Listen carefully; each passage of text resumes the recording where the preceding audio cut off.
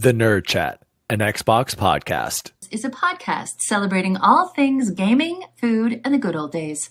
Hosted by three BFFs, DaddyDWALLY, Chipotle Bear, and Bubble Boy and Seven. And new intern, X-Bacon Gamin'. This is Cortana. And remember, don't make a girl a promise if you know you can't keep it. As always, Spartans, see you online.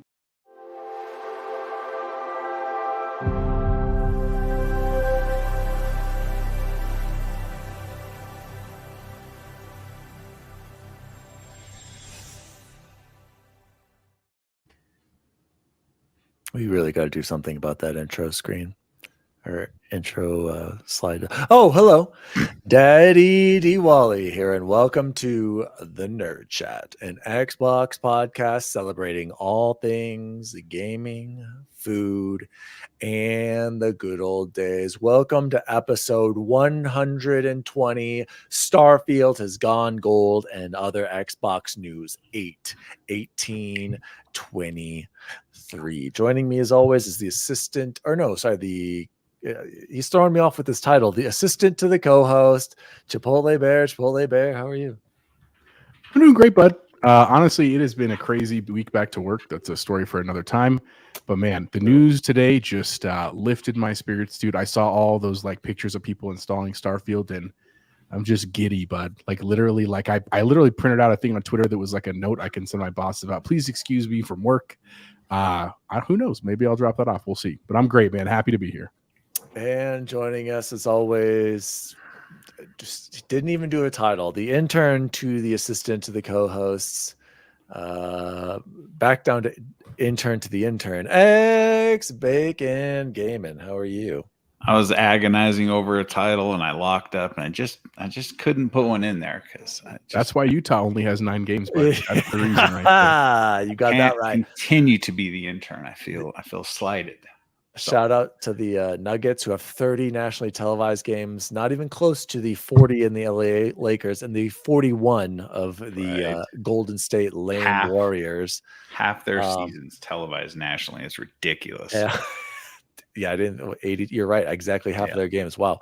And then poor Bacon and his Utah Jazz, 9.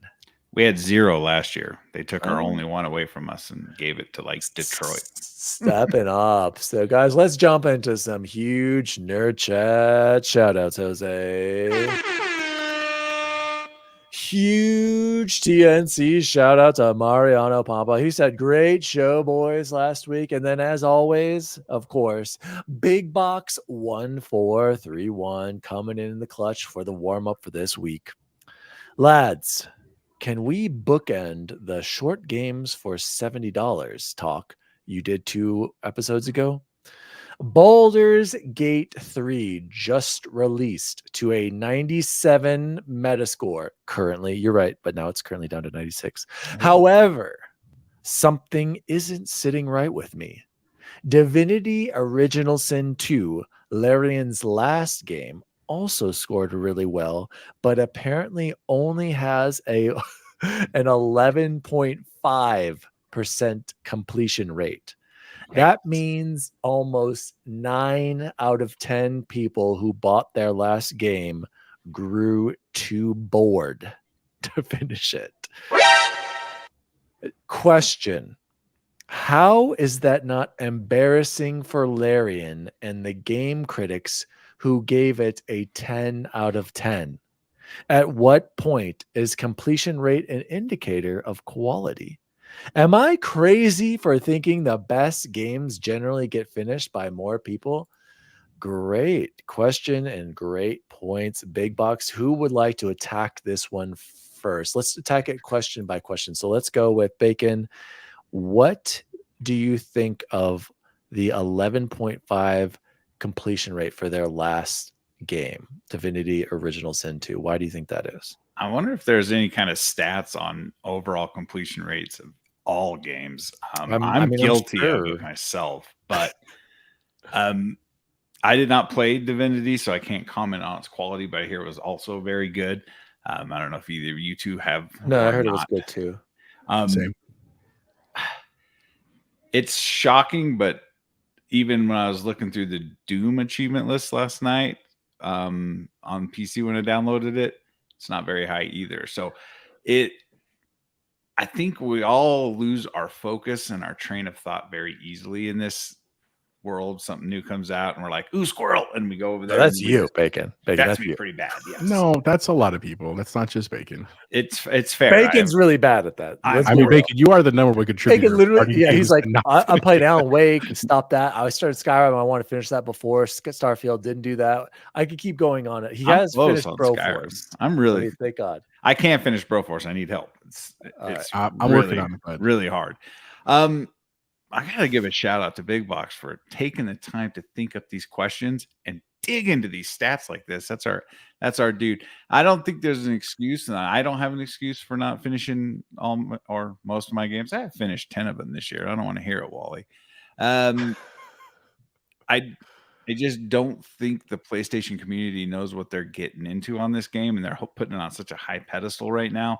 And I think it's only just their only defense against Starfield right now.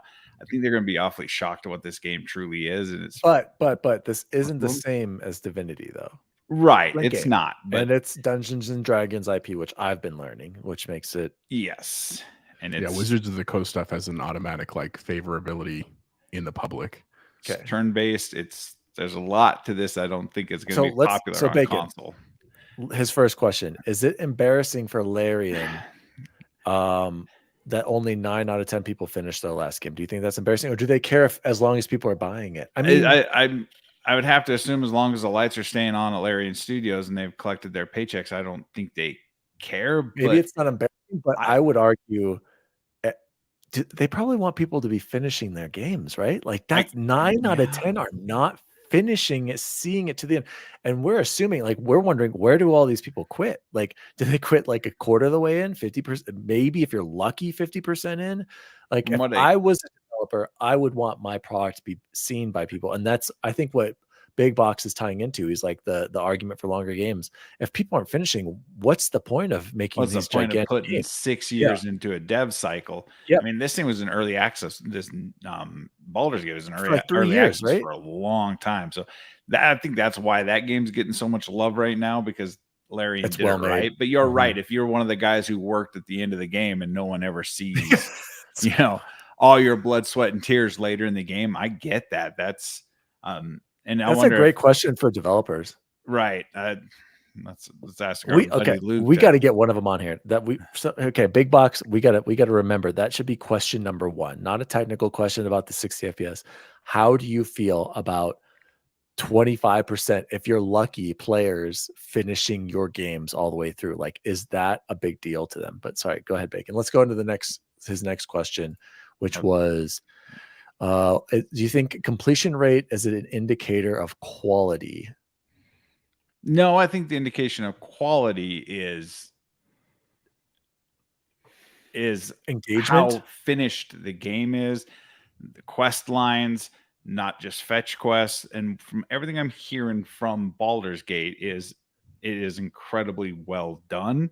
So I think Baldur's Gate probably deserves what it's getting. And I cannot comment on their last game, but the way that Baldur's Gate went about doing Baldur's Gate seems to be the correct way, and that's why they're getting so much flack in the industry right now about setting a standard too high for everyone else to achieve, that we can spend. Is it really that great? Like, I remember I'm seeing that. Like, is it just like the interactions and like the open dialogue of it all? Like, there's all like consequences. It's like Dungeons and Dragons, dude. It's like Mass Effect on another level. Like, yes. And your companions, and I'm hearing from people that are 45 hours in and still in Act 1 of this game. So you must be doing something right to keep people's attention that much. And I fully plan on getting Baldur's Gate, but it's going to be long after Starfield. I didn't think there was enough time to do it. I mean, I could run it on my PC. You're right. I think the measure of quality, of course, is going to be the Metacritic score. And of course, why having I got to push back. Why does 900 score? I mean, because that says that reviewers who can be harsh on lots of games and can give poor scores, whenever they want, if they don't like a game, like ACG, he's going to nuke the game. And to get a score that high means there's a level of polish in this game that, hasn't been achieved in quite some time since, I guess Zelda scored that high. So Counter What about argument. Redfall? Fortnite has one of the lowest Metacritics that Big Box also brought up. And then look at the success of that game. that's fair. Is that quality though, or just success? Yeah, I would say Right. yes. I mean, think about how much money, no offense to Larry, and I'm sure they're going to make plenty of money on this, but think about how much money Fortnite brings in. Yeah. Apex, Grand Theft Auto Online, still somehow in like the top 20 for sales.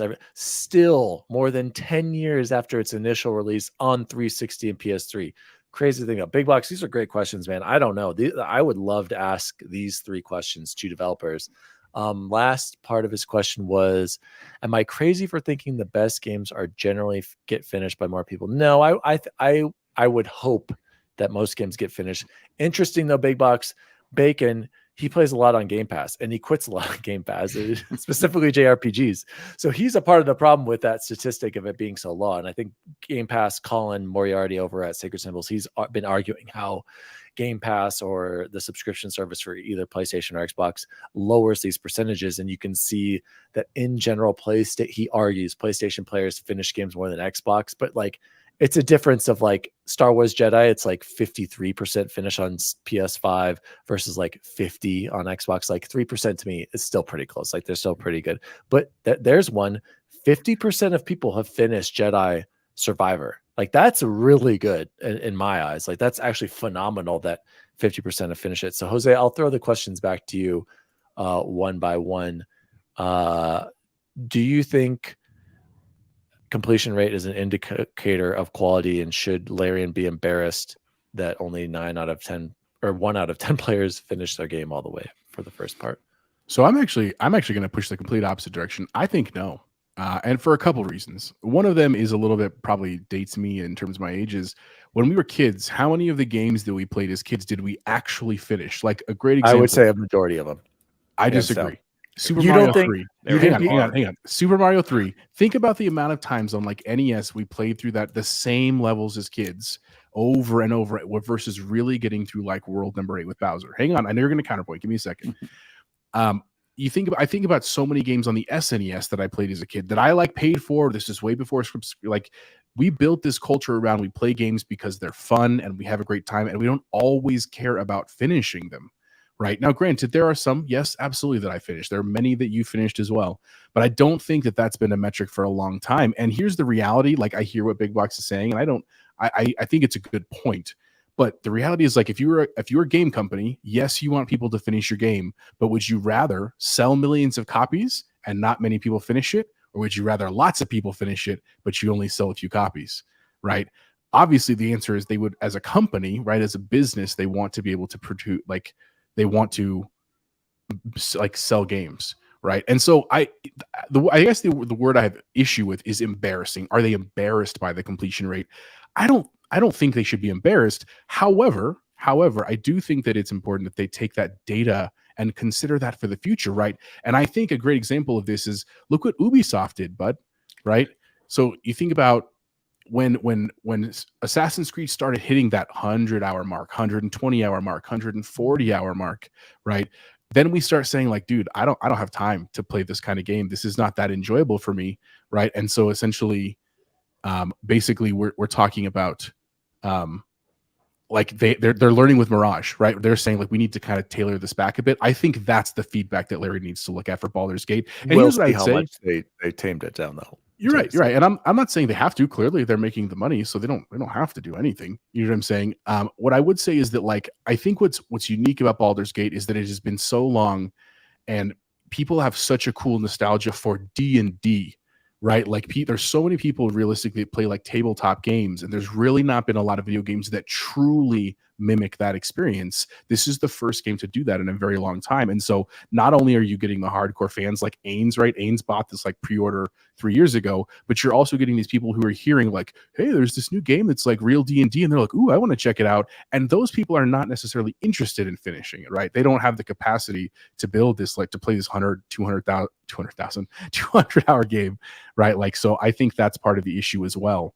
And the last point to the review thing, I think honestly, as a society, we have an issue with going back to edit reviews, Do you know what I'm saying? Like realistically, you think about like even Amazon reviews, right? You review something either good or bad, and then a year later things change either positively or negatively. How often are you like, ooh, I better go adjust my feedback on this? Never, right? I think the same thing goes with like Metacritic scores. Like I think it's very unrealistic that a lot of those reviewers go back and adjust as things change, as DLC comes out, as patches come out. I just don't think that's what most people do realistically. So I think that breeds this kind of interesting culture as well. Sorry, Dan, I know you had a lot to say. No, I agree with you on the review thing. I wish reviews could be like adjustable or like living, you know, like it can change throughout time and everything. Like Halo sitting at like an 87 Metacritic, but everyone thinks it's like a 60 the way people talk about it, but they forget how well it launched. But as far as Big Box's questions, oh, Jose, I did want to push on, like you said, would they rather millions of people buy it but nobody finish it, or would they rather have just everybody that more plays people it, finish it, but not a lot of people buy it? I think that's where the benefits of Game Pass come in. I agree, because you can have way more people playing it and potentially way more people finishing, but who knows if you're going to be the sales. Like it's a balance. So like for Microsoft first party, it's probably a win for them. For third party companies like EA and Star Wars Jedi Survivor, they probably want to sell those and, you know, get the best of both worlds, which they kind of are doing, because then eventually Star Wars will be in Game Pass and they'll probably have more players play it. That's what I did for Fallen Order. Back to Big Box's questions. Oh, that's tough, Big Box. Is it embarrassing for them, or should they feel like, are they just maybe disappointed with 9 out of 10 players not finishing it? I'd love to ask a developer that question. I can't answer that, Big Box, but that is a fantastic question. You know who's probably is sad about it is the writers, right? Because the writers that wrote those cool stories, like they want people to see them to culmination. You know what I mean? Like that I think is who's really frustrated by this. I don't know, man. Like You're part of a team. Like I feel like everyone wants. And again, it goes back to the depth and scope and game length. I mean, even Big Box is kind of questioning it with these stats. At what point is completion rate an indicator of quality? I think it contributes, Big Box, for sure. Like I said, just looking at Star Wars Jedi, 50% of people finish that. Like that's crazy. I'm pretty sure Final Fantasy 16, there's around 50% on trophies for beating that. Like I do think if you're a 50% or above, you're doing something right. I'll say that. Is it necessarily a huge kind of indicator of quality? I'm not sure, but I do think that it's a part of it.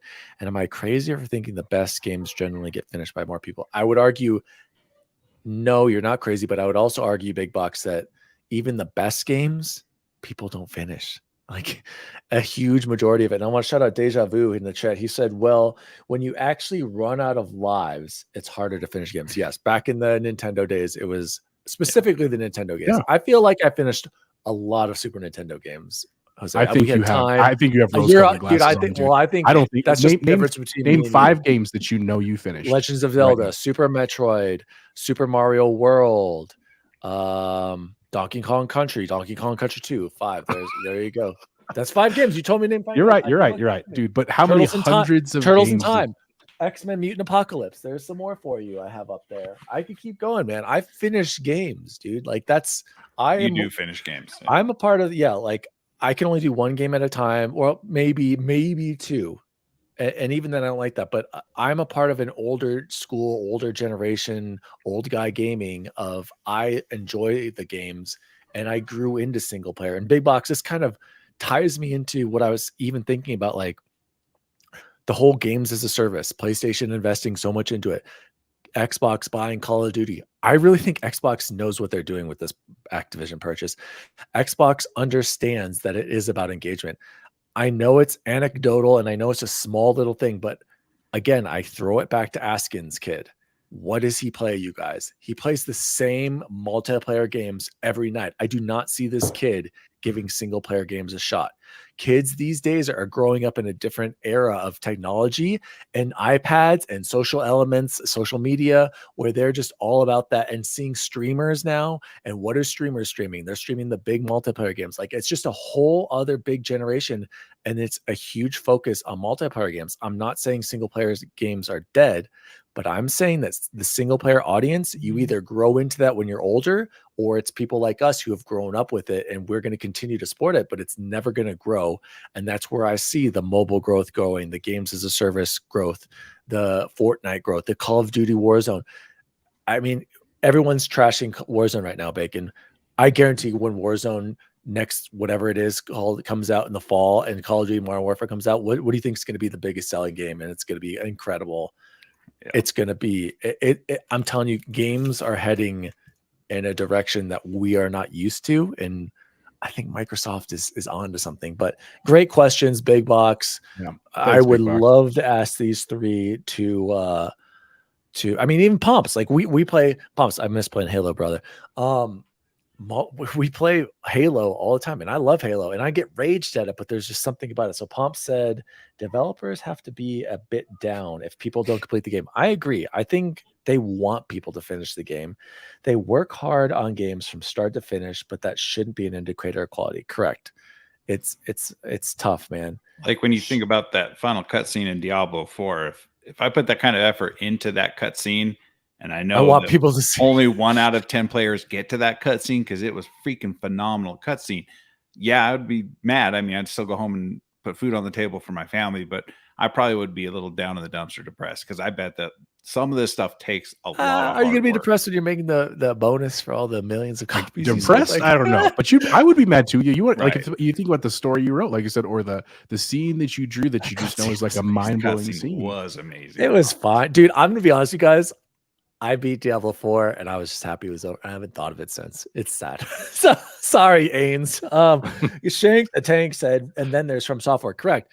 And then From Software games, what's crazy about From Software games is there's this huge skill gap, but people who play those games, not only do the diehard get good or I should say dedicate themselves to it, From Software games have some of the highest platinum and 100% achievements out of all games. And that is insane to me. So not only people are finishing those From Software games, they go all out to get 100% of them. And that does speak to the quality of those games. So these great Big Box, just great questions. Yes, I would love to as ask. always, Big Box. That cutscene was a quick joke leaning it. Yeah, they are hard. But again, like I said, Shank, people finish those games 100% complete. Like me. I don't. Bacon, what's my proudest achievement with Elden Ring? What did I do with it? Platinum, PS4, 3 times, right? Everything. 1,000 Xbox, 1,000 Steam. Game of a generation. Great question from Big Box. Guys, let's jump into some Xbox news for the week, Jose. News team, assemble! News story number 1. Bacon was freaking out all month about this, but finally he could take a deep breath and breathe. Prepare for launch.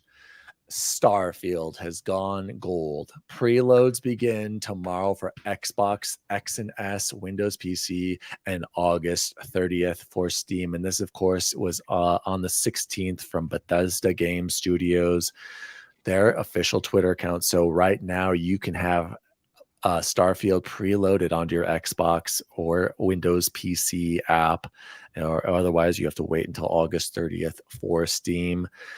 I have not been worried about this at all.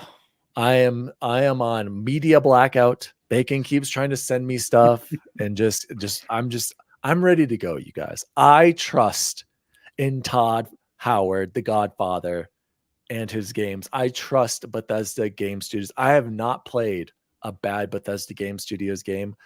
I am so ready for I don't even care if Starfield gets a 5 out of 10. I know I'm going to enjoy it. And I was going to say, Jose, maybe we should change the title to Predicting Starfield's Metacritic Score to get those clicks. So maybe you can do that while we're or afterwards. Bacon, what do you need to say? Are you okay? Are you going to be okay, guys? I've been okay this whole time. I don't know what you're talking about. I was concerned there was no marketing at the start of the month. That was a little concerning to me. Not gonna lie, we need this on billboards, commercials, you name it, because everyone on Twitter knows about this. I gotta fight back right away. Fight away. Bring it. Why was Elden Ring marketed all crazily? Do you think people were word of mouth took over for Elden Ring? That became a phenomenon when that game came out. I guarantee Skyrim was big, but it wasn't being advertised the way you think. This is not Spider-Man. I'm sorry. This is not like a huge broad appeal game. It's going to be through word of mouth and seeing people stream it. It's going to be like Elden Ring. It's going to be like previous Bethesda Game Studios. This is not this is not a Last of Us. This is not a God of War. We can't compare it like that, Bacon. I've been seeing ads for it on my Instagram, on my Twitter all the time. I got them all day today on YouTube. So I mean, either way, Starfield's gonna be fine. But go ahead, Bacon. So that was my original concern, was the lack of marketing. I'm not seeing the commercials at the Super Bowl, all that jazz, right? Now I'm seeing it. We're good. But my number one thing that lets me put all my fears to bed are that the review codes have already been sent out. They've gotten this game 2 weeks in advance, and that the embargo is going up the day before we get access. That you got is showing the early access right. edition. That is showing supreme confidence in this product. I know Redfall, because I remember when Redfall was coming out, I was like, guys, this embargo lifts the second you can download this game. Yep. That's not good. And you're like, oh, don't worry about it, Bacon. Don't worry about it. I'm like, I never said that. No, I said I was worried. Spooky. Don't put that on me, Bacon. Don't put that on me. So that was my concern. And now that I've seen that so many people are playing this right now, that is a fantastic freaking sign. I'm super, I can't wait to start playing the soundtrack that we got for our pre-order. I want to hear what the music and the art book, dude. I want to see the art book too. I've tried to pull that up like 6 times. They wouldn't even give us that. Let me listen to the music already. But I'm super excited. I'll probably call in sick that day. Well, it's okay, Dan.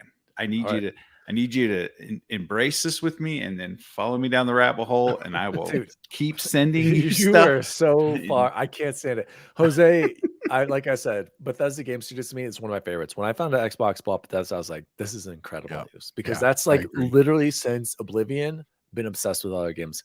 Jose, does this mean anything to you, or are you just ready to explore the stars?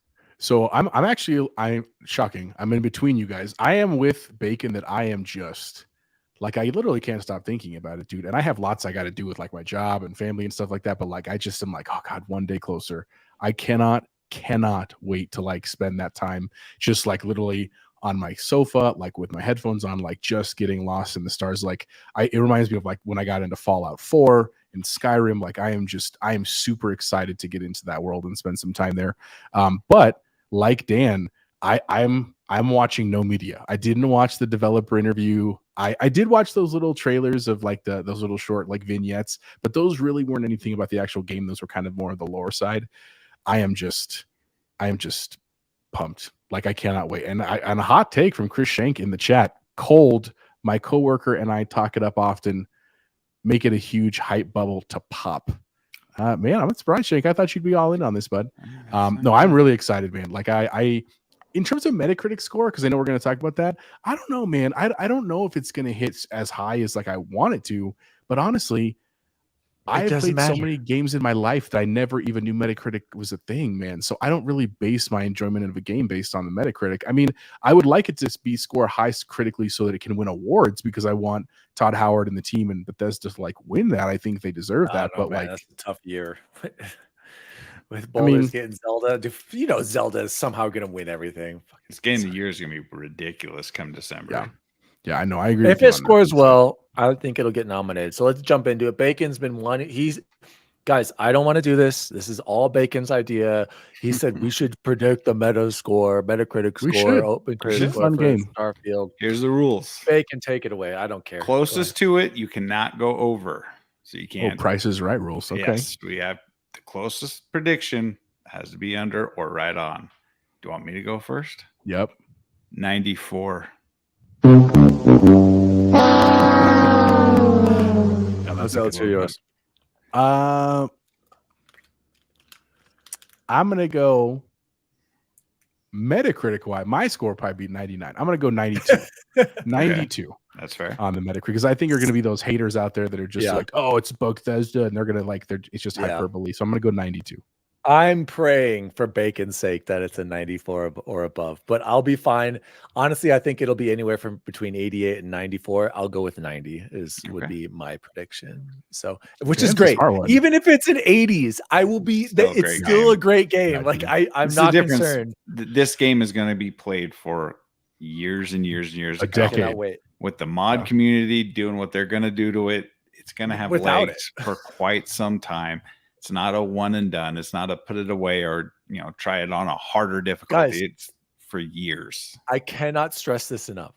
This is the first new IP from Bethesda Studios and Todd Howard in like how many years? Ever? 20s? Is it like 20 something years, something like that?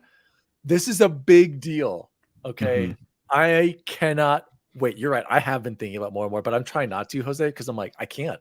Just let it ride, man. But I also agree with Bacon, to be fair, for the people listening that care enough about this. The fact that they have released it 2 weeks early to a lot of outlets and that the embargo is coming out well in advance, that does to me. I did that with Halo Infinite. Because even though I actually enjoyed Redfall. I know it's a shocker for everyone. I admit that like when it dropped at the same time and there were no review codes, I was like, oh no, this is not good.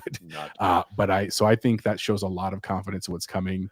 It's just now, can they deliver? And I think they can. I just, I am also hopeful. Let's jump into news story number 2. Forza Motorsport multiplayer revealed. Another one that Bacon was freaking out about because of the cuts, the stuff that was cut from the game. Yes, you were, yeah, exactly. Not concerned about the cuts. I'm concerned about the incomplete nature of the release. Here we go. Anyway, I sent Bacon a video. I am more hyped about this. So here's why. Here are some of the bullet points brought to you by Clobril over on Twitter. Featured multiplayer, competitive racing, full racing weekends, open practice, qualifying, race strategy, spec series, even playing field, and open series, Classa, Forza class baits, pitting, features, Forza race regulations overhauled with machine learning, competitive driver rating, safety rating for clean racing, earn progression on your car when you play Builders Cup, free play, rivals, and multiplayer. Rivals mode returns, private, multiplayer, and a bunch of more. Guys, I know I'm probably the only one who's done angry Forza racing. And the reason why I call it Bacon is because when you play online, you get angry because of the guys sideswiping you and taking you out. Some of the most fun I've had playing in Forza is on those track races, Bacon, and then some of the most hilarious rage clips you'll ever see is when somebody takes you out. I cannot wait for this game. I'm getting more hyped for this, especially Bacon. I want to send you this clip of, I believe it's called the Circuit des Spa Frankenschau. It's in Germany. I was expecting Jose to be like Gesundheit there because he usually makes fun of me when I try to pronounce stuff like that. That's absolutely true. I need to set Bacon. It's so cool. It's showing the race of these Porsches and it's from the guy's like point of view. I'm like, this is just like Forza. And not only does it, I mean, obviously it looks like it, like graphically, but the way even some of the drivers are cutting off and going off track and like coming and cutting in, I'm like, holy crap. Forza nails it. Like even when you're racing against other people and seeing the random people and you can't predict how the drivers are going to drive, it is sweet. So I'll send you that link afterwards. Jose, will you be joining me in Angry Forza Racing, or you can have to wait on this because stacked October?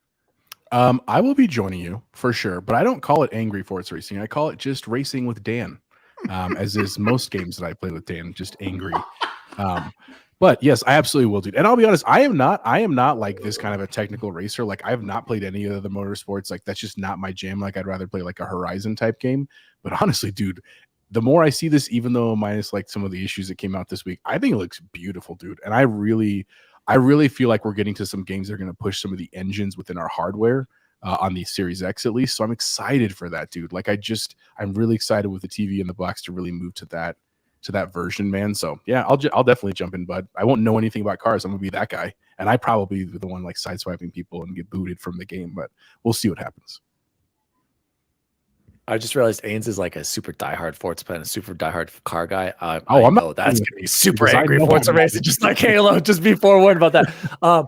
But I do want to shout out Luke. Luke, you know what I would love for you to do, Luke, is if you can go back sometime this week and watch our intro warm-up question with Bigbox. I think it's a really good discussion, and I'd love to hear your opinion on it. So we need to talk to so many developers. We need to get exactly. These would be questions I would want you to ask developers, Luke. So we need to get him on the show and absolutely maybe discuss some. We could have him ask the questions since he's got the inside game with the developers. So Luke, warm-up question is about, you'll hear it. It's about Lariat and Baldur's Gate and completions percentage. Bacon, are you into Forza Motorsport? Or yeah, you like cars, so will you be Angry Forza Racing with me? All right, I will do Angry Forza Racing with you, but I want to set the record straight. I am not at all concerned about Forza. I am concerned still in this industry that we are continuing to release games that are not complete, are not feature complete, do not have all the modes, and everything's promised in a later patch. That is, of all those features that are removed, none of which I will use. Here's the thing, Bacon. I like what you said, that they come in later. You're right. It should be there at launch. But we shouldn't say feature incomplete. What if the developer just feels like it shouldn't be in there or nobody's using it? I have no problem that they're cutting something. Split screen co-op. Then just tell us. Don't say we're bringing it later. So if that's the case, right. So I want to ask, how much different would our enjoyment of Halo been, a game we all loved, the campaign we all loved, if it would have been feature complete at release and we could have co-opted it from jump and had much more fun? He's absolutely right. Yes. So again, I'm not concerned. I'm going to build a sim for this game alone, because who doesn't want? Because Bacon's got like 57-inch widescreen, 49. LED, 1080p, like Dr. Disrespect said. Right. So I get it. I was a little overreactive. I'm just sick of getting hammered on Twitter by all the ponies who keep telling us Xbox can't manage their games, they can't do anything right. And here we are, a game that we haven't had a Forza in how long? We're like, here it is. This is the one. It's going to be on this super sweet engine. It's going to have ray tracing and all this stuff. And then we get, but it's not complete at release. And again, none of those 3 features I will use, and I really don't care. I just want to take the W. Starfield's going to give us that W. Let's go, and I can forget all about the Forza drama. So, Bacon, are you a Microsoft shareholder? Because you keep saying we. I am a Microsoft shareholder. I thought you were Activision Blizzard. I am. You're a Microsoft shareholder too. Mm-hmm. Oh, okay, well, I guess you can speak like that. I can never work for them now. Let's move on to news story. There are people who own the stock who work for Microsoft. News story number 3, and that is the THQ showcase. Basically, guys, was there anything that stood out to you from this showcase? Oh, wait. Yes. Perfect timing. Wait, perfect timing. You know what game stood out to me, you guys? Luke, I'm glad you're here. This one right here, guys. The Last Ronin. Woo! Shout out to The Last Ronin. Shout out to GameSpot for spoiling who the last surviving turtle is. I cannot believe that you guys would tweet out who it is. They did that? Luke's lore said in his tweet, hey guys, are you serious? You might not want to tweet out who the surviving turtle is for fans who haven't read the book yet. Like DaddyDWALLY, who bought this a day before he saw the tweet and saw Luke's reply. So I already know who this turtle is. Great. I want to see that cover. Maybe a great story, bud. Maybe I can tell by his weapons. No, well, actually, no. To be fair, there's one positive from this Luke and GameSpot. I don't want to spoil it, but you get hints of the turtles speaking to you, and I can kind of pick up on their personalities so that you can kind of pick up on who's the surviving turtle is from the way the other ones are talking. But still, heinous tweet, unforgivable. GameSpot is permanently banned. We do not talk about GameSpot. We do not link to them. Why would they do that? Dead to me for ruining and spoiling who the last turtle is on The Last Ronin. GameSpot. What is this, amateur hour? You're dead to me. That's fair. Go ahead. Did you guys see anything else? Sorry for that rant. I'm not. I mean, sorry. for the record, also, if you didn't see the GameSpot tweet, obviously don't go look it up. But also the trailer also does kind of spoil it once you've read the book. Just for the record. So if you haven't watched the trailer, maybe don't do that. Just throw that out. I was gonna watch it too. Don't watch the trailer. Well, it doesn't matter. I already know. But dude, I will say, even if you got it spoiled by GameSpot or the trailer, it is still an awesome graphic novel, dude. It's an awesome story, especially if you're a Ninja Turtles fan. And I am super pumped for that game, dude. The other one I would say that I was excited for was the new South Park, and I still haven't finished the Fractured But Whole. It's still like I got sucked into something else, and I'm still on it, but I will go back and finish it because I had a great time. So I'm excited for Snow Day. I think that's gonna be real fun. That's all I have to say. Wait, one more thing on the trailer. Here's the description, guys. GameSpot, listen to this. Who is the last Ronin? Literally the first line in the trailer. And they don't tell you. Amateurs over there. Sorry, Bacon. I'm excited for South Park. That didn't really show much either, but now you're telling me that this has got spoilers in here. Whatever, I already know. So Bacon, take it away. I'm crazy excited about The Last Ronin. So much so that I was in Best Buy the other day, just wandering on my lunch break, and I found a bunch of Last Ronin figurines for $39. I was like, ooh, should I buy one or two of those? Yes. Look good back there in the prop department. And even Deja Vu sent me the trailer like I hadn't seen it already like 2 weeks ago. He's a little behind, but he's even also awfully excited about it. You see Nickelodeon posted all over this. I wonder how dark they can get. Well, Bacon, here's the thing. They actually credit Nickelodeon in the graphic novel right at the beginning. They thank them. Jose, I was going to say I did start reading this with Grayson tonight, so we are going to read. Is it appropriate or too inappropriate? I mean, there's nothing like in the sexual world. It's just violent. Violent? It's probably not more violent than like Maverick, though, to be honest with you. Okay, he does say like he's had a little potty language. I've kind of altered it. Yeah, there's been a little bit of that. I've been saying crap. He's turned but I'm enjoying it. Thanks, GameSpot. Now I might have to warm up my reading eyes and give that a shot myself. You can get it. I don't know the text. Make it out on audio. I bet it's on audio. You have to bust out the bifocals. That's how I tell my wife I read. I read right off audiobooks. I don't think there's anything else that South Park look good. They're always good because we're from Colorado and we love South Park here in Colorado. So. Did anything have any really good gameplay? I didn't get a chance to watch all of them. Much of it. Okay. I mean, Goth looked kind of cool. I mean, like I didn't like fall in love with it, but it was interesting. Okay. Alone in the Dark is always a cool series. I mean, but yeah, I mean, solid. Like nothing that I was like, oh, that's not good. I mean, it's just we got to see a little bit more, I think. All right, let's move on to news story number 4. And man, Goose, I know you're listening. There are new rules. Xbox introduces enforcement strike system. And this is coming from Dave McCarthy, CVP Xbox Player Services on the 15th of August, 2023. Xbox's new enforcement strike system educates players about enforcement severity, cumulative effect of multiple enforcements, and the total impact on their standing. Players can receive a total of 8 strikes and you're out. Each strike remains on record for 6 months. Pony, are you listening? Each strike results in a suspension from Xbox's social features for varying lengths of time, and every player will begin with a blank slate or 0 strikes. Previous enforcements must still be completed. And guys, this is a very in-depth article. I mean, this little visual right here is pretty cool. Venn diagram. Geez, this is actually really, they took you can tell they took a lot of time and they did a lot of research, and this is very cool to see. I am all about this. I'm all about enforcement. Shout out to the Dukes. They were talking about this today on their podcast, and they're saying how we were boys, but we became men in the Call of Duty lobbies back on 360. So, I mean, that was the Wild West. Remember, that was bad. Okay, that's where I learned the birds and the bees was on Call of Duty lobbies. I swear. I am very thankful for this enforcement system, and I appreciate that it's a.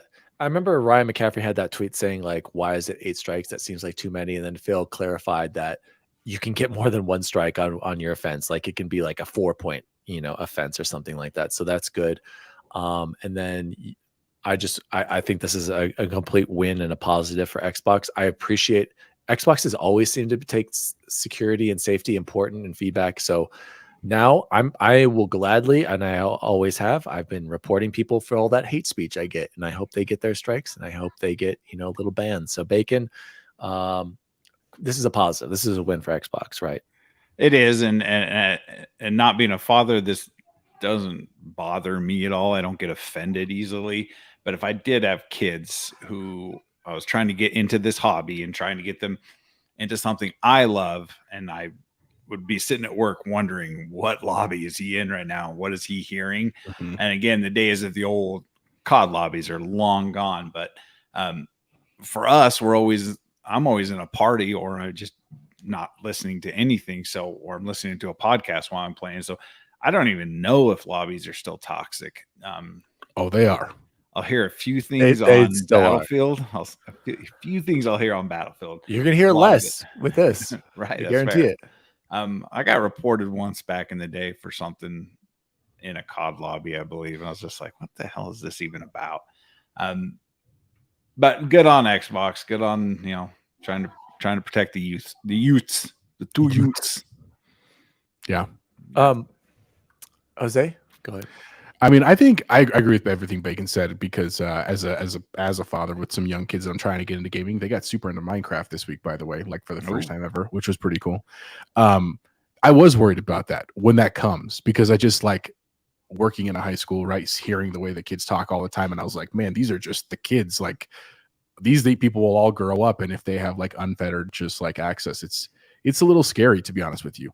And I also really appreciate that there is like tiered elements of this. Like I know it's 8 strikes, quote unquote, but like if you'd have, it's like sexually inappropriate or if it's hate speech, it's actually like a higher offense. I think that's important, man. I think that's saying to people that like, look, man, it's one thing to joke around. It's one thing to like with your friends and you're, like laughing and there's trust. It's another thing to go into a public room and just say stuff because again, also as an educator, the amount of stuff that I've heard in my school, the way kids talk online, because there's just so much like unfilteredness and they think that's normal. That is not normal, dude. That's not the way that adults do these things. That's not how you need to be if you want to be like successful. So I really appreciate that. And I do appreciate that it also allows the opportunity to learn, right? Like the sense that it says in the example, if you like the little graphic that like, if you mess up and you're like basically banned, but then you give it time and you learn and you improve, it goes away. Like, I like that it's also restorative in that sense. And the only question I have, and I didn't read the full article to be fair, is like, can people spam you with stuff? Because I always worry about that. Like if that's also happened to me, Bacon, where I've gotten reported randomly because someone was just thought it would be funny and it didn't have any consequence. It's really rare. So I didn't worry too much, but like that would be really frustrating. Like imagine if like Dr. Disrespect or Ninja or one of the big streamers got reported 8 times because people thought it'd be funny and then they're just kicked off their platform for like 365 days. And granted, there are appeal processes and stuff like that, and they probably would have actually like evidence of that, but like that would be frustrating as well, dude. Like I think it's just I think it's a great start, man, and I hope it's a message for other platforms as well that they kind of move to this kind of stuff. So we just like make it a happy place, dude. Like we don't have to be like, life is hard enough as it is. We don't need to make it worse. We already have the X platform streets that Bacon likes to go on. Shout out to Luke. He agrees with you. Chipotle Bear says it hurts that they thinks their verbiage is okay. I hope PlayStation implements that and is restorative as well. Yes, absolutely. Shout out. So speaking, there it is, popping up on screen, popping off right there. Guys, let's go into news story number 5. Xbox 360 store will close July 2024. But you can keep playing your favorite games. This is coming also from Dave McCarthy over at the Xbox Wire. This November will mark 18 years since the Xbox 360 is old, dude. Oh my gosh. It was a genre-defining console that invited many to jump in to gaming for the first time and connect with friends around the world. Gosh, 360, what a console. Over the years, we've heard stories of players who found lifelong love of games, starting with the likes of Cameo, Gears of War, Fable 2, and other Xbox 360 classics. No Halo 3, new Call of Duty. Okay, cool. We're thrilled so many fans keep playing their favorite 360 games on their Xbox 360s or on newer consoles via backwards compatibility. As we head to 2024, we have a change to share about the 360 experience. On July 29th, 2024, Xbox will stop supporting the ability to purchase new games, DLC, and other entertainment content from the Xbox 360 store on the 360 console and the 360 marketplace. Related to this change, the Microsoft Movies and TV app will no longer function on your 360, which means that TV and movie content will no longer be viewable on your 360 after July 29th, 2024. This change will not affect your ability to play 360 games or DLC you have already purchased. Guys, rest in peace. Xbox 360 digital marketplace. I mean, Is this really that big of a deal, Bacon? No, because we can do it through Xbox One. We can do it through the Xbox Series console. We got to let things die. Am I right, Bacon? We are right, but in the same turn, I have to keep the same energy I kept when we heard the PS3 store was closing down, or the Vita store, or one of the two. You got to keep the same energy. There must be a cost involved with maintaining the store compared to servers and stuff. Yeah, compared to how much they're bringing in on sales for the 360 games and stuff. So I get it as a business. It's sad for game preservation, or whatever we want to call it, that we'll no longer. I can't remember the last time I was in the 360 store. It was probably 12 years ago, 13 years ago.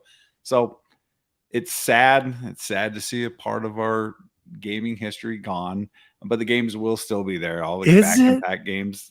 Are you booting up your 360, Bacon? No, I don't even have a 360. I think Jason still has one. But got to keep the same energy. So I'm gonna get angry, just like I did when PlayStation made their announcement. This sucks. Jose, closing thoughts. 360 rip. Is the end of an era, but it was time. Like all things have to grow and change, man. So wish the best, and hopefully they use that server and money to better the future. Moving on to news. Well said, Jose. News story number 6. This is all Bacon. The COD reveal. Modern Warfare 3 trailer aired oh my gosh. He's got a Bacon linked me to Clobrill's tweet here, which has got a bunch of details. I guess I'll read it, but I want to read the description from the official Call of Duty trailer. All it says is, a dark new chapter begins in Modern Warfare 3. Blockbuster campaign featuring new combat missions, iconic multiplayer maps, the largest Call of Duty Zombies map ever. Pretty lame description on YouTube. I'm not going to lie there, Call of Duty. But here's a better description, courtesy of Clobrill, who summed it up perfectly. Campaign is cinematic campaign missions plus open combat missions that provide more player choice. I'm guessing you drop into a spot, Bacon, and then you get to pick and choose. Get to however you want to get to and execute it however you want to execute it. Awesome. This sounds like a rushed campaign. Hey guys, let's drop them in. Multiplayer. All 16 launch map from the again.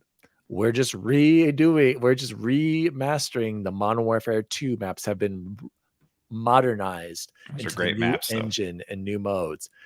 Hold on, I'm going to talk about that a second. 4 ground war maps, over 12 all new core 6v6 maps coming post-launch. Carry forward weapons and cosmetic content, including bundles, operators, and other rewards and unlocks will carry on between Modern Warfare 2 and Modern Warfare 3. Map voting is back. Overhauled movement, slide cancel, reload cancel, fire immediately after sliding, increased strafe speeds and ADS movement, and more.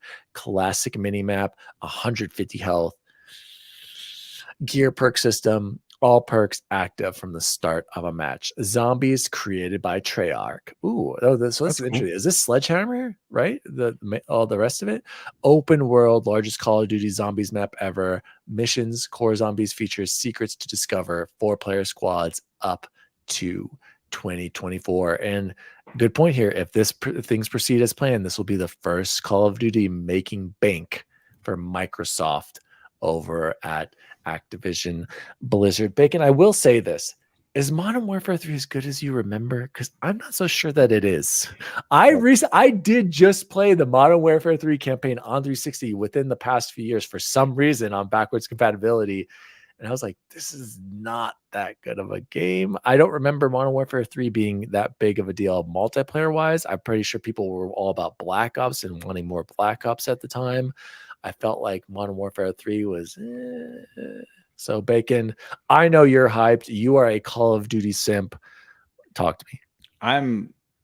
So let's just touch base on how good is Activision at creating a trailer. Oh, Bobby K knows what he's doing. He knows what he's doing.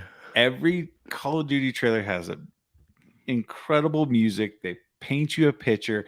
It made me want to buy the game right now. Hopefully, it'll be. He's pre-ordered it, folks. He's got the $100. I'm waiting for Game Pass. It's not going to happen. There's probably going to be a happen. stipulation, Shut Bacon. your It's not mouth. going to. Hold on, but I do want to say, Bacon, the Modern Warfare campaigns, to their credit, have been great. The Right. modern ones. Yes. I'm telling you that Modern Warfare 3 and 2 were not as good as you remember on the 360, but the recent ones I think have been absolutely fantastic. So they Now- have nailed the campaigns recently.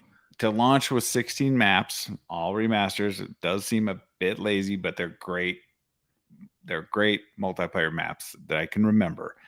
And that they're adding 12 on top of that through battle passes and releases and stuff like that. So all awesome. They're bringing back slide cancel, which Deja Vu's got to be super excited about, because Yeah, I'm gonna lose so much. I hated the dolphin dive in the new one. The slide cancel is the only way to go. It's bit heavy on the health there, though. That seems a bit. Yeah. So is the time to kill actually going to go up, or Yeah, does that it mean seems anything? like it. Yeah. We'll see. And then also to know my Nicki Minaj character is going to carry over from this.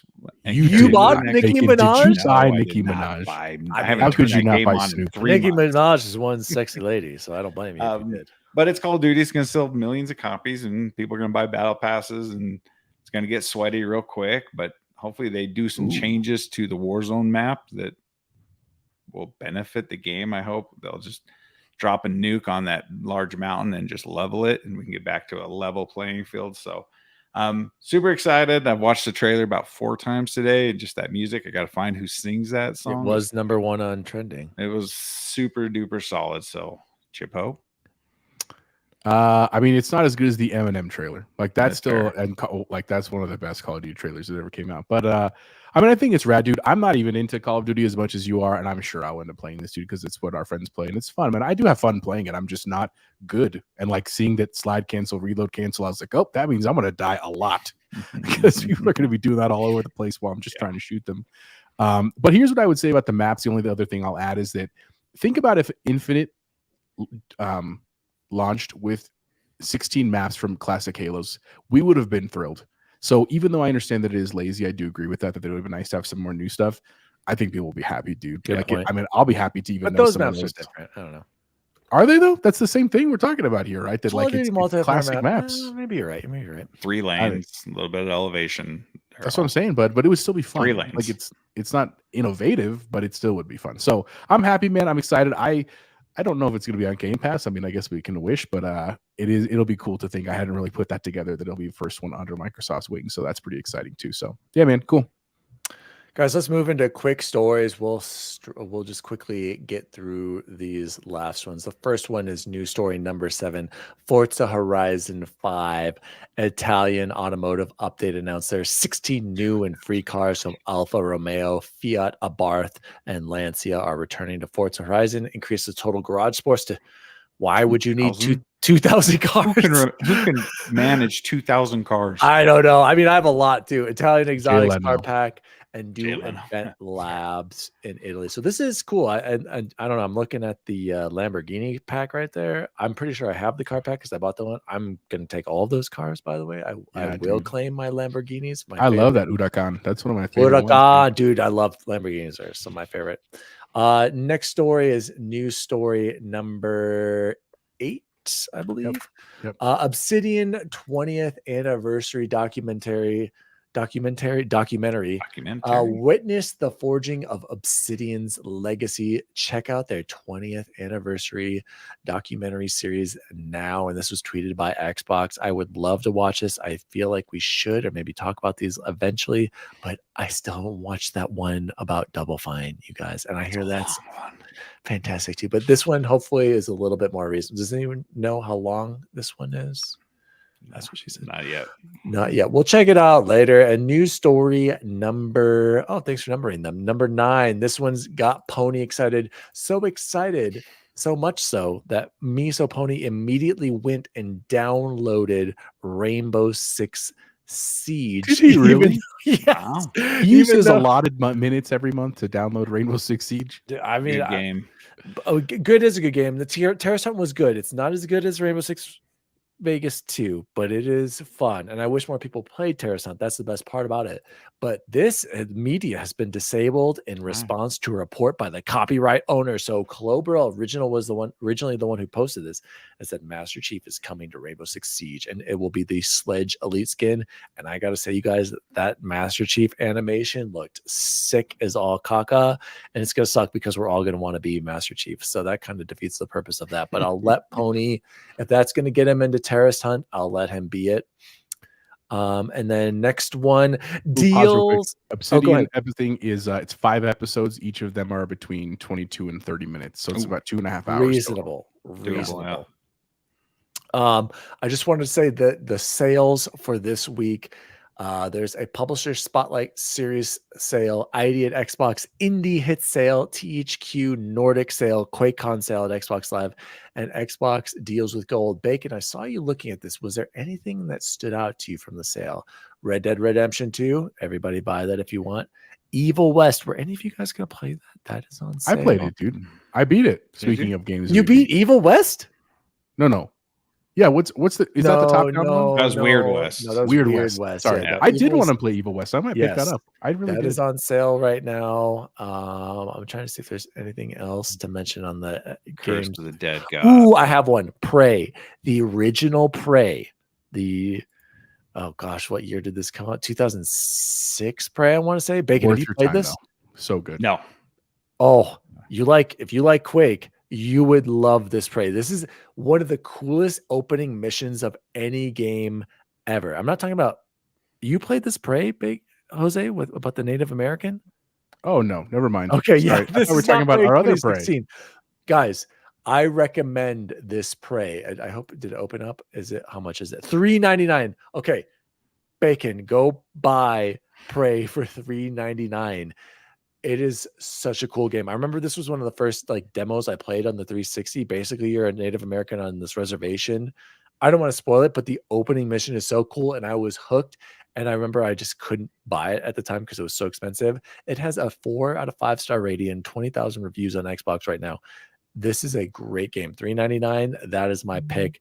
It's a first-person shooter. It's simple. It's straightforward, Bacon. It's got cool little puzzle elements. The story alone will keep you going. Imagine Fire in the Sky. That's all I'm going to. Have you seen that, Bacon? No, I don't think so. Okay. Fire in the Sky.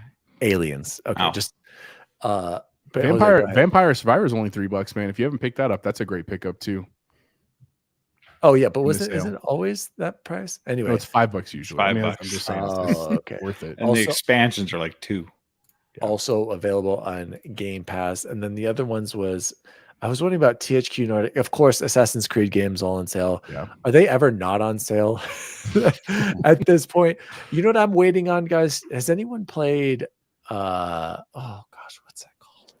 The night one? Not Hollow Knight. Something Knight. What is it? Jedi Survivor is on sale.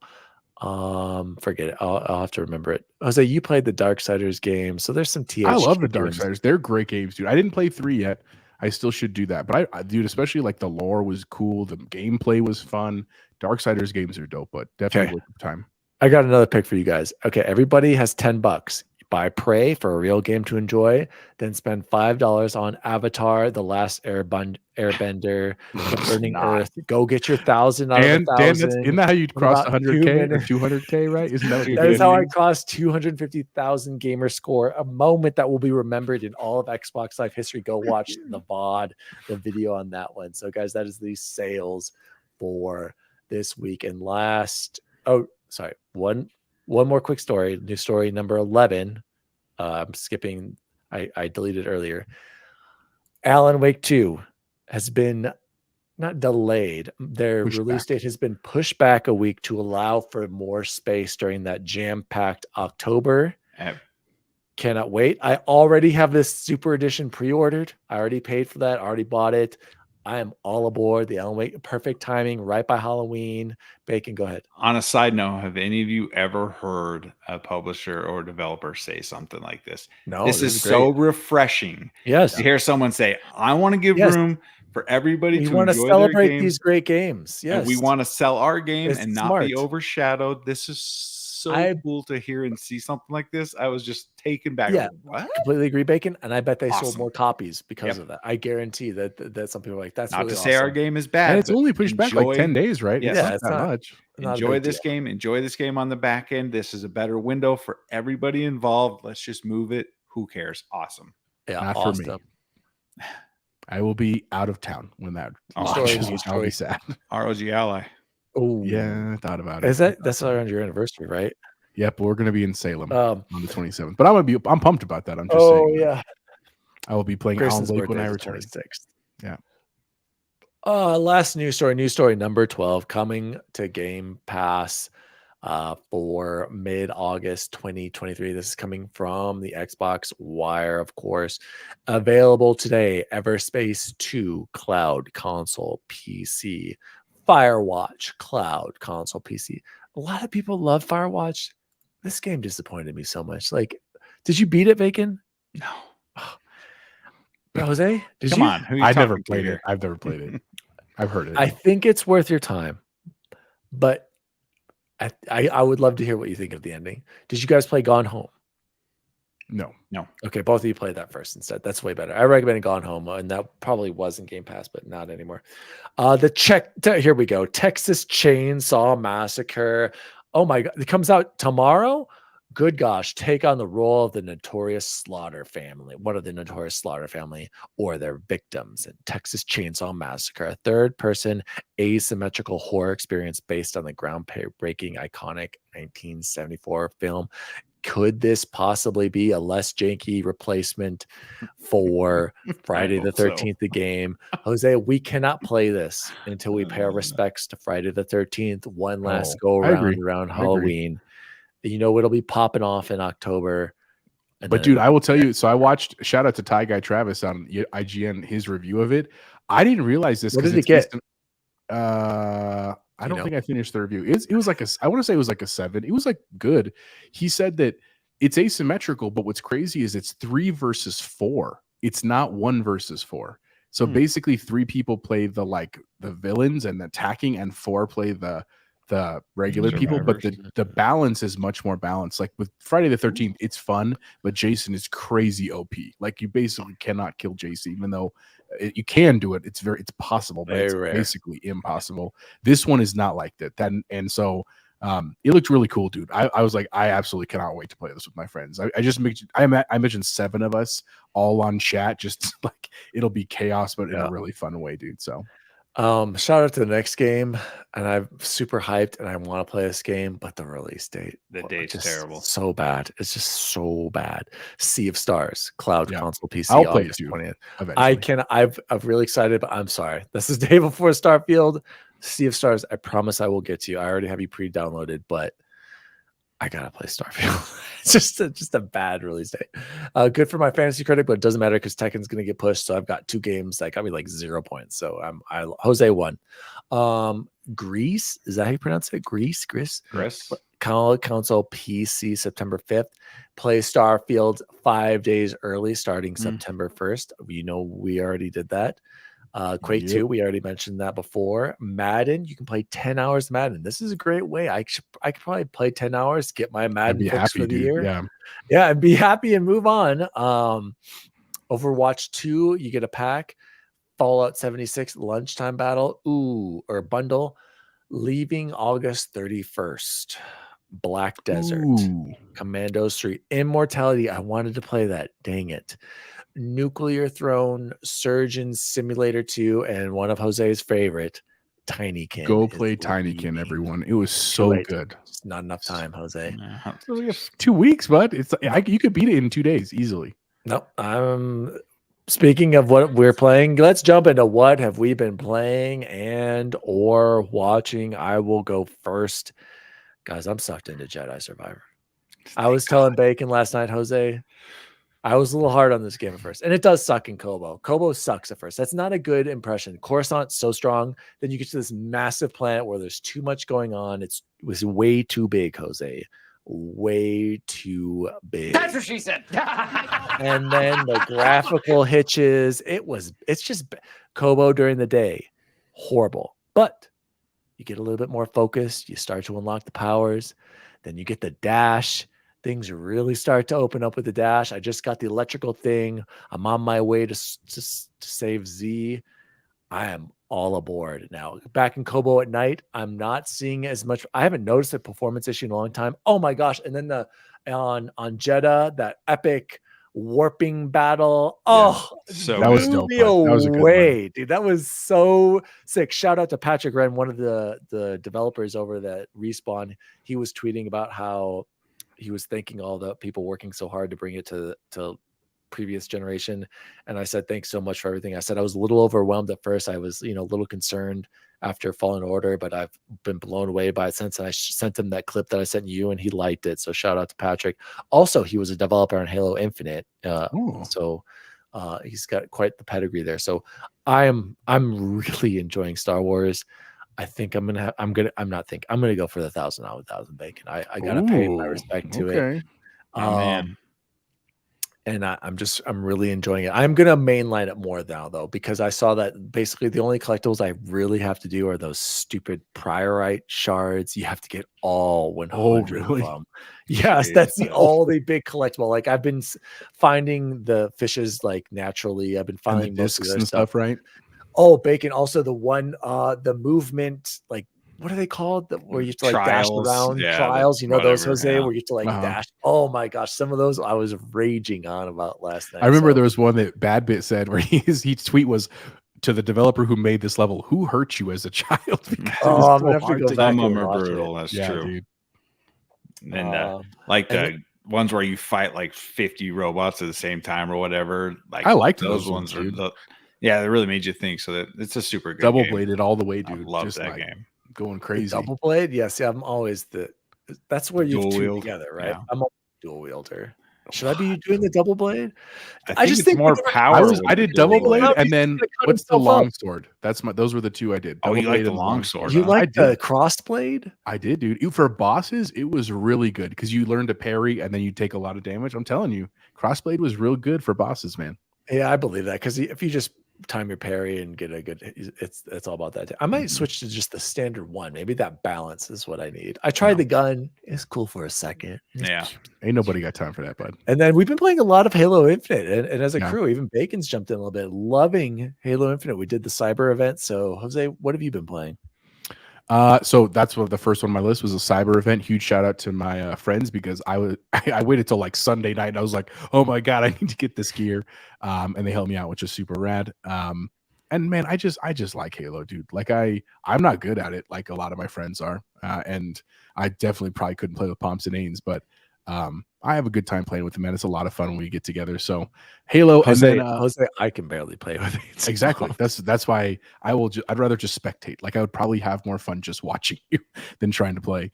Then I mentioned earlier Minecraft. My two daughters, 8 and 6, finally got into Minecraft. I put it on their iPads this week, and it was honestly more of an experiment as a parent. I just was kind of like, I just want to see what happens, and it's actually. Like if you ever have the opportunity to watch a kid play it for the first time that will play it, it's fascinating to watch because of how they make sense of it and like what they do. Because my daughters don't have any real gaming experience. They have a little bit, like we played some Lego games and Penelope a couple of games and stuff, but truly like to watch them get involved and to see what they would decide to do because they're just in the creative mode where they don't care if they die or not has been really, really cool. So I'm really excited personally because it's teaching them the fundamentals of gaming. That's really my secret reason why. Like I want them to learn why like movement and camera works because that's really the basis of most games today. But it's a lot of fun. And then the other thing for myself, thanks to Mr. Bacon himself, I did try Broforce, dude, and I'm having a great time. Like I like that they're short levels because I can play a couple of them and then go do some other stuff. That part has really been nice. I love all the characters. I just got Mr. Bro Anderson from The Matrix. Yep. I love Blade is my favorite though. I love being Blade. Okay. Yeah.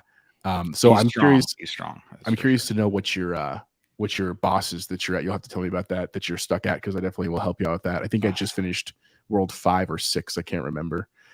So that's what I haven't had a ton of time to play this week because like I said, we're back at school. It's just been crazy. I actually am also working on a project for Luke. If you're listening, buddy, promise that's coming still.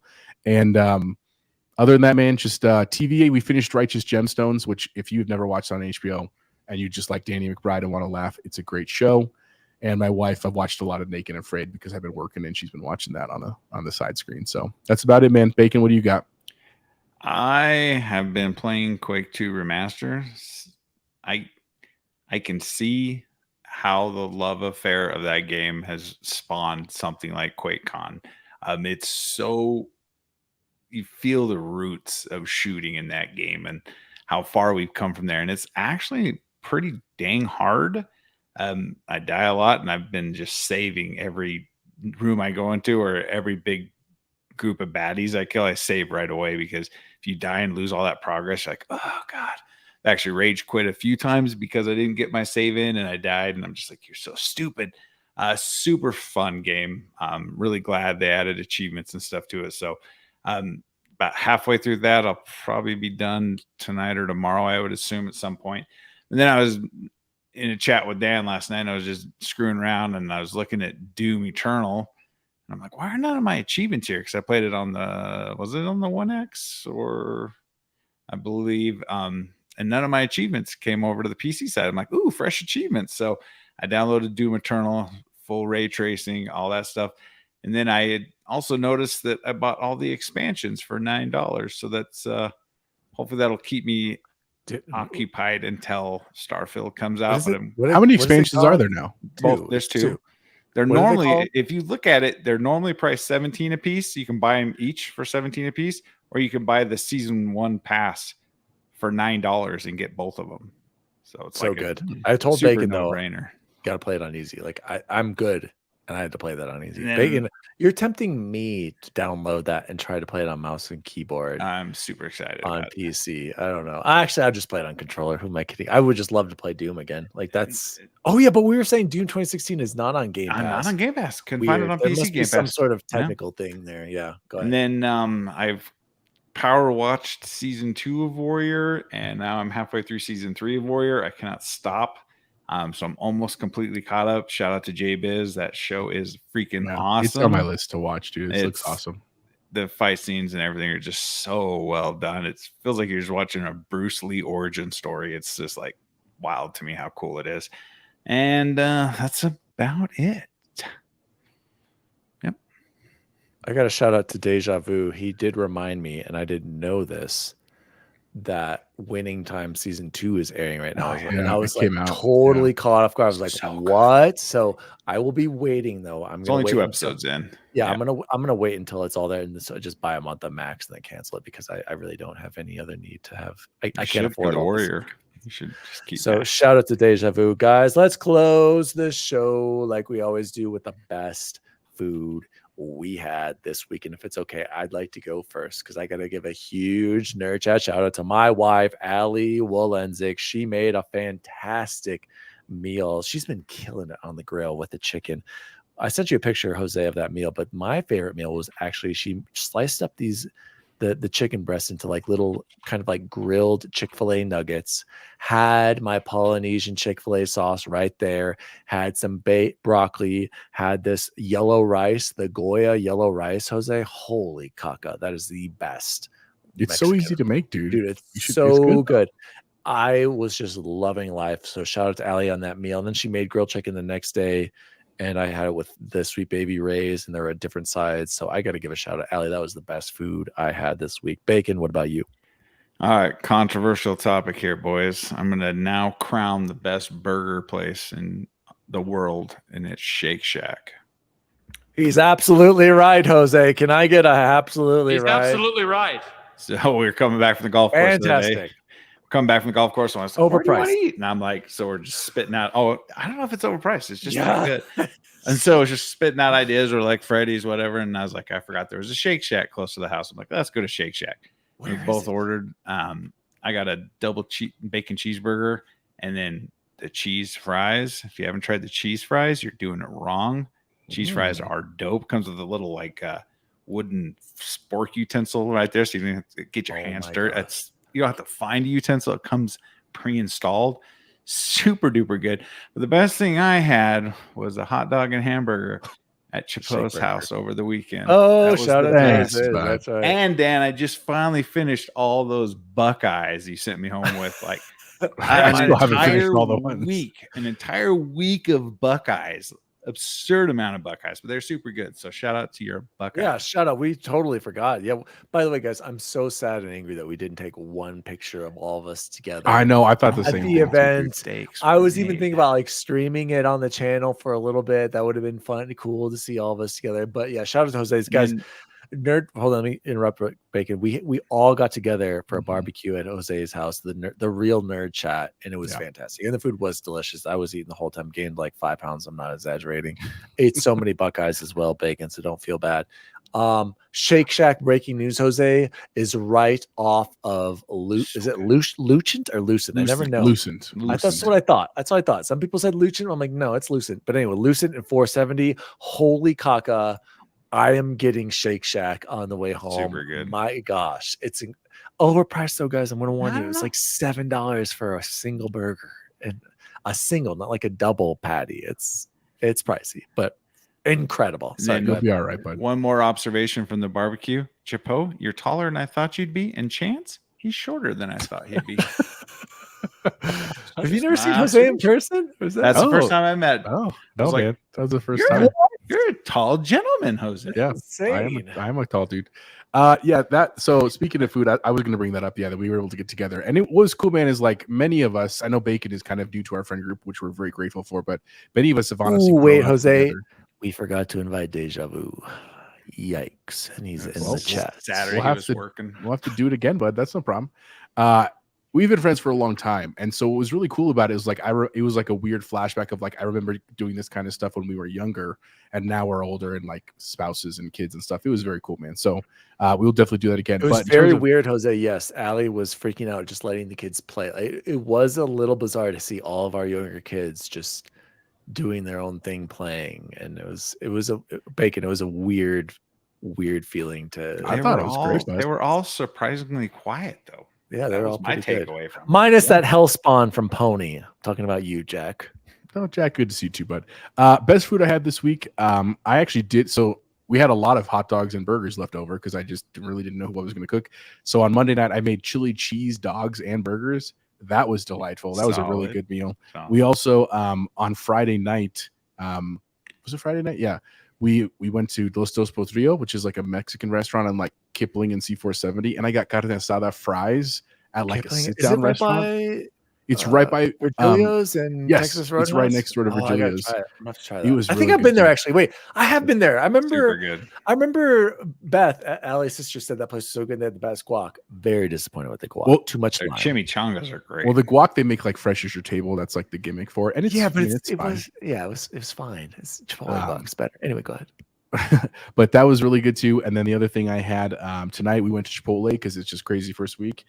Delicious. Like they did a good job, well constructed, good sized burrito. And it didn't take forever, man. So shout out Chipotle as always. So good week of food, man. And yeah, it's been a good week in general. Excited for Starfield. It has been a great week despite work, kids going back to school. Oh, Yeah. shout out to Grayson. Grayson had his first day of kindergarten Mm. today. Shout out to the girls. They started preschool at Foothills on Tuesday. So very exciting stuff. Gentlemen, this has been the Nerd Chat episode 120, predicting Starfield's Metacritic score. Changing the title right now. My name is DaddyDWALLY. You can follow me at DaddyDWALLY across all social media. You can follow the show at the Nerd Chat or the Nerd Chat podcast. Reach out to us. Ooh, haven't checked our email in a while. I hope nobody's been writing to us over there. Chipotle Bear, where can people find you? You can find me on X at Chipotle_Bear, formerly Twitter. You can also find me on Instagram at Chipotle Bear. I got some fun posts coming about that Venom mask I showed last week, as well as my new parking space at school. I'll get that stuff out here hopefully this week. And as always, guys, thank you for listening. If you like what you saw, thumbs up or a comment, we'd really, really appreciate it. If not, no worries, man. We just appreciate the listen. And if you can't watch live, all the podcast services, we appreciate it. Oh, shout out to Pomps. Our Shout first out to official Mariano review. Pomps. Oh, that's Yeah. right. I was going to Our first read official that. review. Oh, man. We'll have Shout to out read that next time. We'll read it All right, next I'll time. save it. Yeah, I'll save it. I'll So save it. thank you, Pomps, everyone. Great to see you. I have the screenshot. I'm so sorry I didn't read the review. Shout out to Pomps. I did send him a nice message, and I slipped him a 20. I said, if you write us a review, I'll send you some money. So, Pay to play. I like Pomps, it. I think I sent it to you on Venmo. I don't know. I I think Probably it got went one through. character off. He didn't. Maybe get it. they canceled it. I don't know. Maybe Sorry. there's more than one. Bacon, where can people find you? You can find me on Twitter because I refuse to call it X at X Bacon Gaming. All your gaming platforms, X Bacon Gaming. I don't call it X. It's just weird.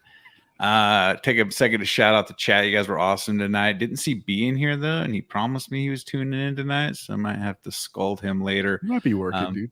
Thanks for all the comments. Bigbox, keep them coming. We got to get him on here soon enough. Great questions to Let's start get the show, Bigbox on Bigbox. the Yeah, we got to show. pick him up, Jose. Pick We him got to up, get him on the Bigbox. show. Invite Pick him. him Look, There's some up. people want to ride too. Pick them up. Maybe we need to get Palms on the show, Jose. Yeah. We need to pick him up We need and Luke get on the Luke in show. Pick him up, Jose. Pick him up. We need to get Jose. Miso Palms. Pony Look, on there's the some show. people want to ride too. Pick them up.